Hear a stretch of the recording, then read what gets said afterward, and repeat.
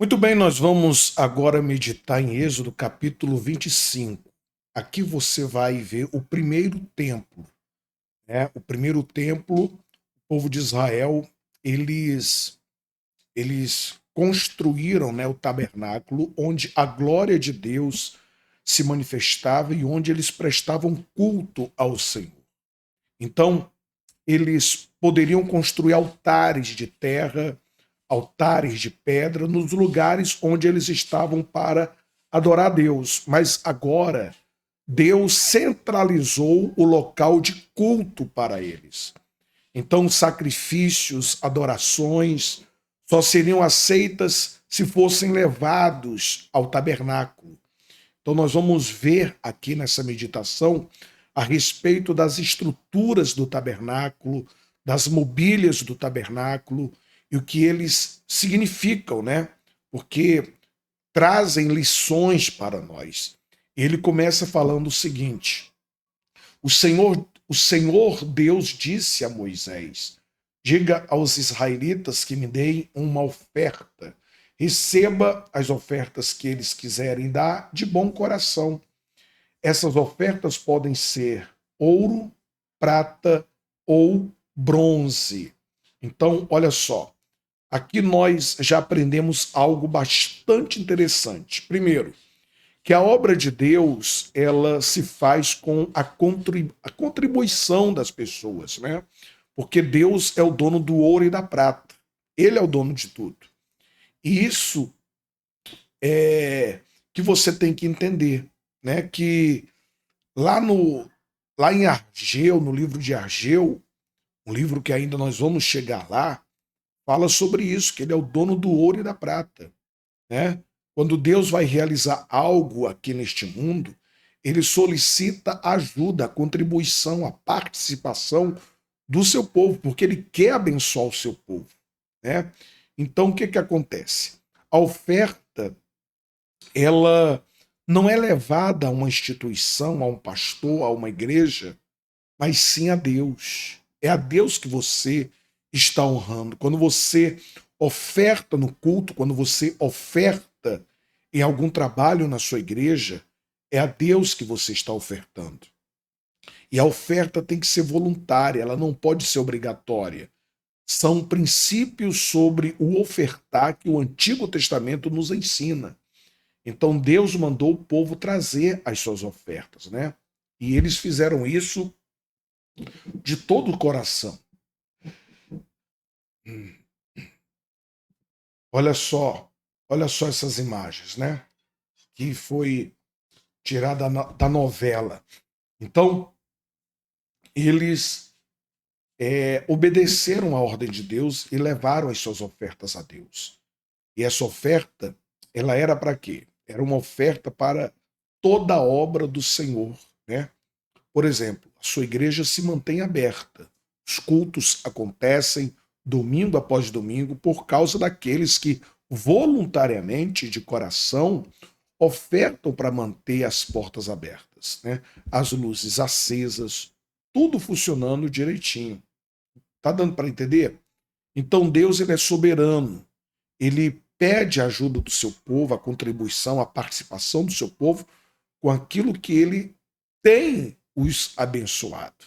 Então, Deus, ele sabe de todas as coisas. E Deus ele fala o seguinte: os israelitas deverão fazer uma tenda sagrada para mim, a fim de que eu possa morar no meio deles. E você, Moisés, faça a tenda e todos os seus móveis de acordo com o modelo que eu vou lhe mostrar. Então, esse é o propósito do tabernáculo, fazer com que Deus habitasse no meio do seu povo.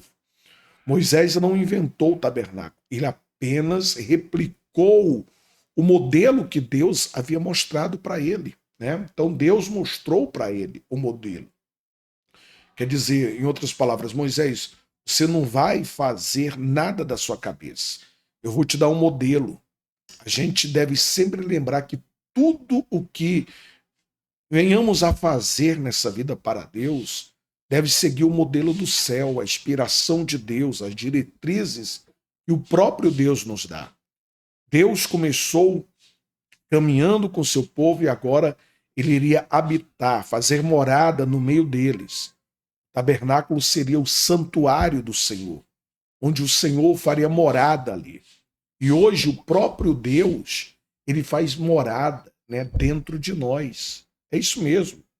Então, como os patriarcas, Deus caminhava, com o povo de Israel também, Deus habitava entre eles. Agora, conosco, a igreja, Deus habita dentro de nós. Paulo fala que nós somos templo de Deus, templo do Espírito. Que maravilha, que privilégio, né? O próprio Deus habita no nosso interior. Então a gente vai começar a ver agora as mobílias do tabernáculo, né?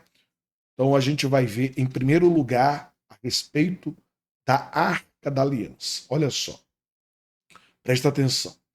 Diga aos israelitas que façam uma arca de madeira de acácia de 1,10 m de comprimento por 66 centímetros de largura e 66 de altura. Revistam de ouro puro essa caixa por dentro e por fora, e em toda a volta coloquem um remate de ouro. Façam também 4 argolas de ouro e ponham 4 pés, ficando 2 argolas de cada lado. Façam cabos de madeira de acácia e revistam de ouro. Enfie os cabos nas argolas nos lados da arca para que ela possa ser carregada. Os cabos ficarão nas argolas da arca e não serão tirados dela. Eu lhes darei as 2 placas de pedra onde estão escritos os mandamentos e você porá essas placas dentro da arca. Olha só.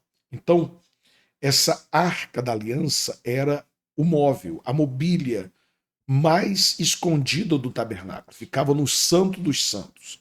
Isso era visto uma vez por ano, quando o sumo sacerdote, e apenas o sumo sacerdote, entrava no Santo dos Santos para fazer a expiação pelo povo, né, no dia da expiação. Mas isso a gente vai ver quando chegarmos lá em Levítico, tá?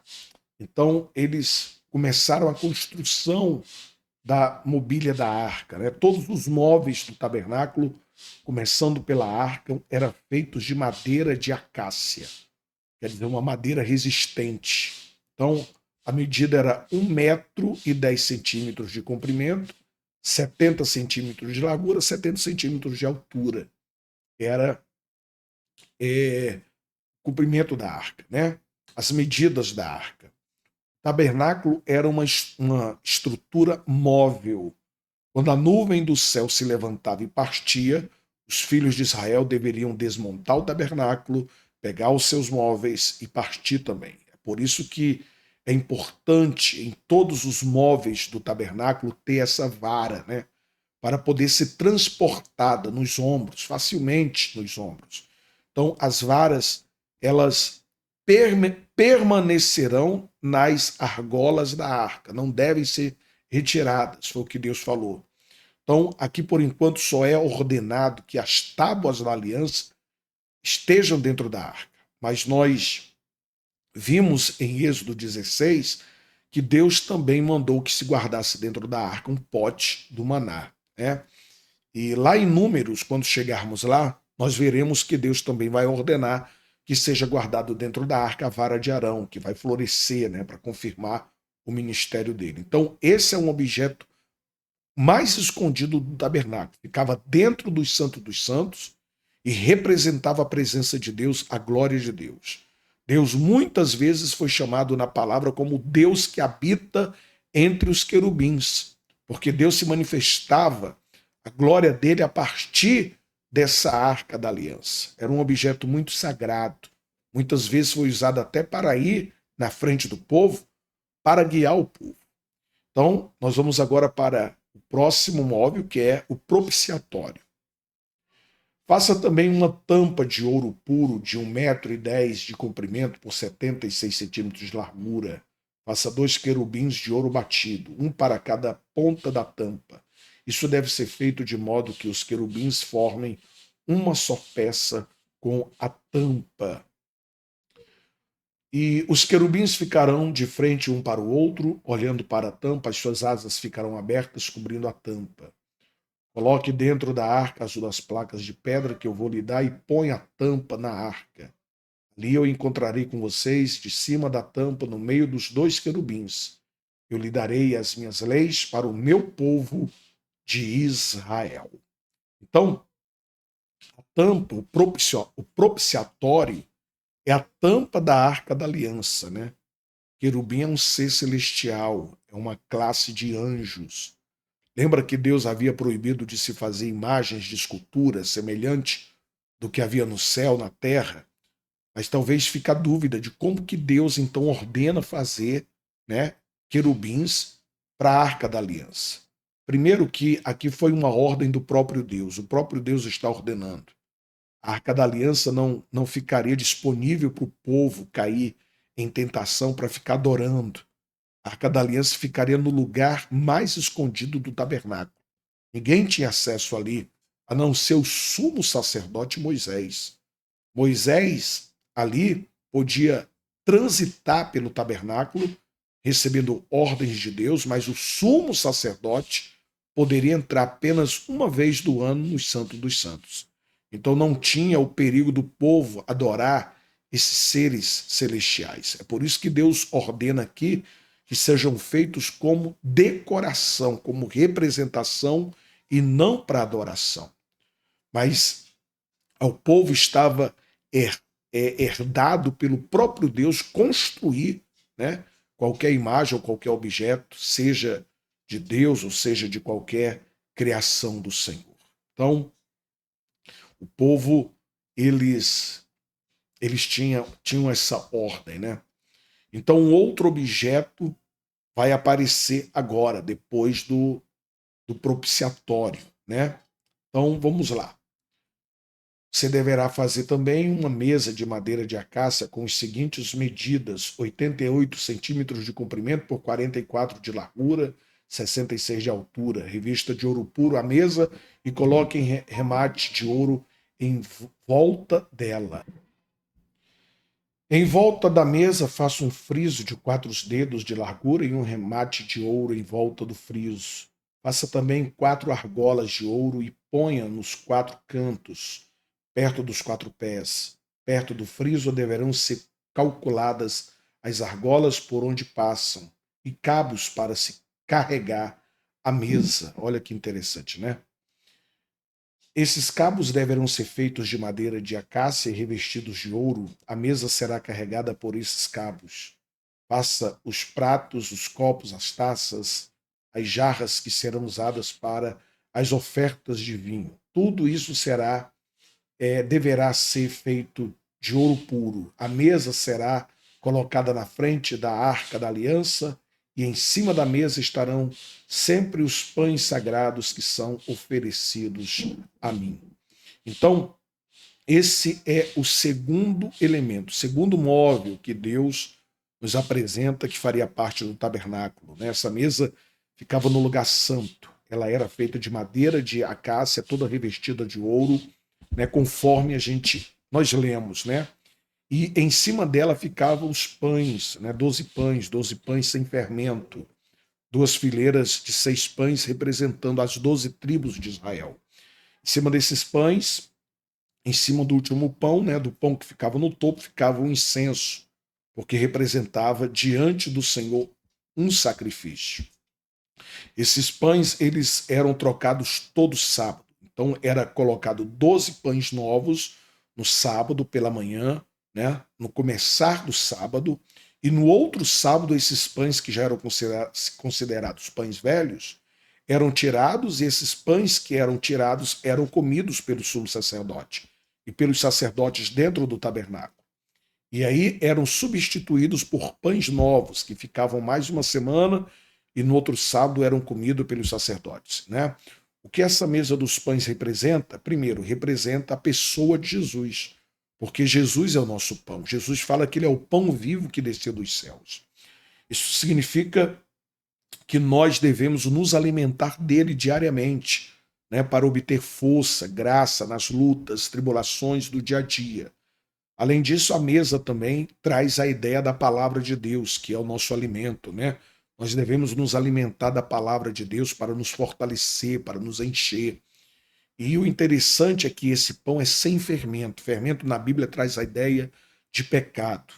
Assim como Jesus foi sem pecado, ele foi um pão sem fermento, assim também a palavra de Deus é para nós um pão sem fermento.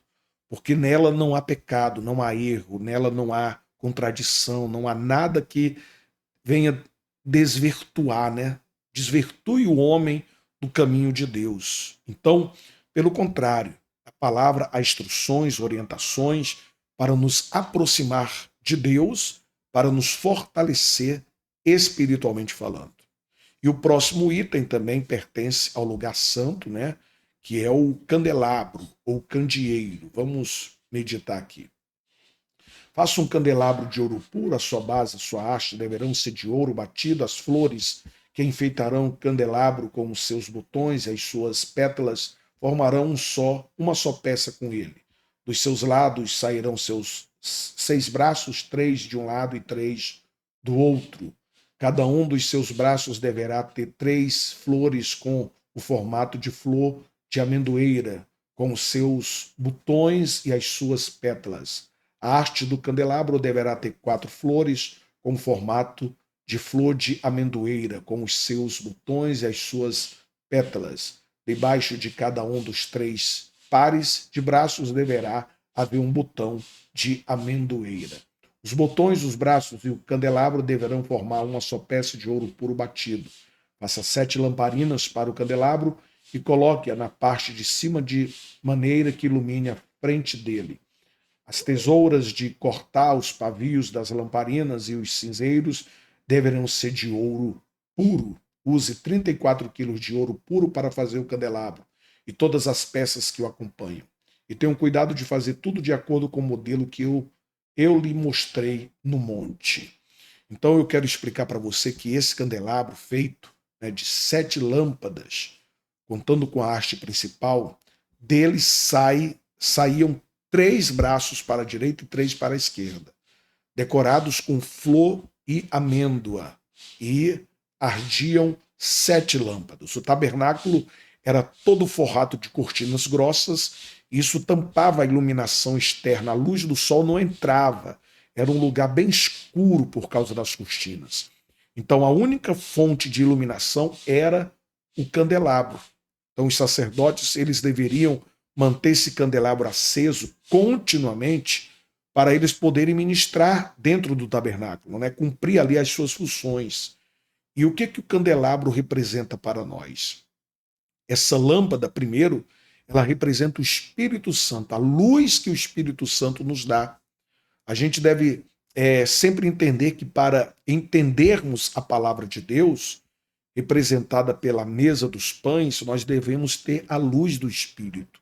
Sem a luz do Espírito, não conseguiremos entender a palavra de Deus, né? Representada pelos pães.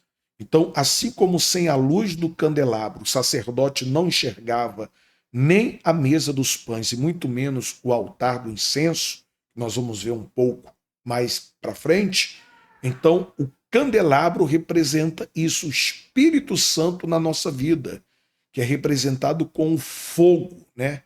Em outras partes da Bíblia. Uma outra coisa que o candelabro representa é a nossa própria vida como igreja, né? Então, este é o terceiro móvel do tabernáculo, apresentado por Deus para nós. O seu significado traz a ideia da nossa própria vida, que deve arder neste mundo e iluminar os pecadores. Também representa o povo de Israel, né? Em primeiro lugar, o povo de Israel. O povo de Israel deveria ser luz para os gentios, luz para as nações ao redor, mas, infelizmente, eles falharam nesta missão. Bem, vamos ficando por aqui no capítulo 25. No próximo vídeo a gente estuda o capítulo 26. Deus abençoe.